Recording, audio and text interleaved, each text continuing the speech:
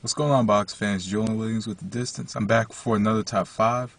I'm actually doing a double top 5 this week. I'm going to do my top 5 Manny Pacquiao fights, my top 5 Miguel Cotto fights. I'm kind of doing double duty, kind of make up for last week.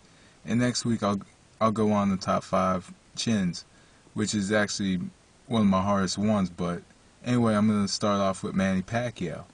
A lot of people know Manny Pacquiao is the #1 pound for pound fighter in the world.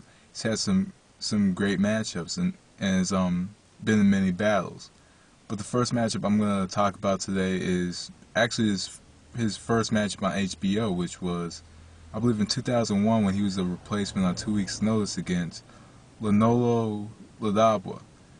I believe that's how you pronounce it. And it was actually supposed to be a showcase for Ledwaba, and because he was the IBF Super Bantamweight champion, and HBO was at that time trying to build a new crop of fighters, and because you're having like established stars. You had Roy Jones Jr., you had Floyd Mayweather. They were mainly fighting on the network, and Lennox Lewis as well, and the Klitschko brothers.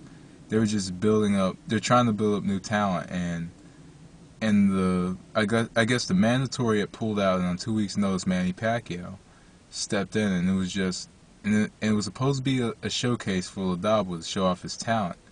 And HBO, I guess, was trying to decide whether or not they wanted to have him do more fights. And Ledwaba was a solid fighter, and he did well enough to get to the 122-pound title. So he had to be pretty good. And Manny Pacquiao stepped in on late notice, and for the first time under the tutelage of Freddie Roach, who ended up becoming, really close with Manny, and he's still his trainer to this day, which ended up proving to be a good move. But anyway, this matchup from the opening bell to the end was just all Pacquiao. It was one-sided. Pacquiao went in and jumped right on Ledwaba, and it was just this. It seemed like this real adrenaline rush. Pacquiao just went in and he was just throwing all kinds of bombs. He didn't throw a single jab, or anything. It was just bombs the whole matchup. He went in. He was throwing right crosses, left hooks, right hooks. It was just it seemed that he was throwing the same punches over and over again, but they were landing. And Ledwaba just couldn't defend himself from those shots, and Ledwaba just kept eating the shots, and his nose started to bleed, early on in the fight, and he just didn't recover. It seemed it was supposed to be a showcase for Ledwaba, like I said earlier, and it made him look like, when you first watch the matchup, they're trying to make it seem like Pacquiao was like a sparring partner for Ledwaba, but it turned out to look more like Ledwaba was a sparring partner for Manny Pacquiao. That's just what it seemed like, and it just seemed like a 6-round sparring match. Pacquiao just got the best of Ledwaba. He was just throwing all kinds of bombs, and I'm guessing he broke his nose, and his nose just kept bleeding and bleeding over and over again, and there was nothing that his corner could do to stop it. And you just see flashes of brilliance from Manny Pacquiao. You just see flashes of brilliance, and you just see that that from then on, he was gonna be the future, which he ended up being.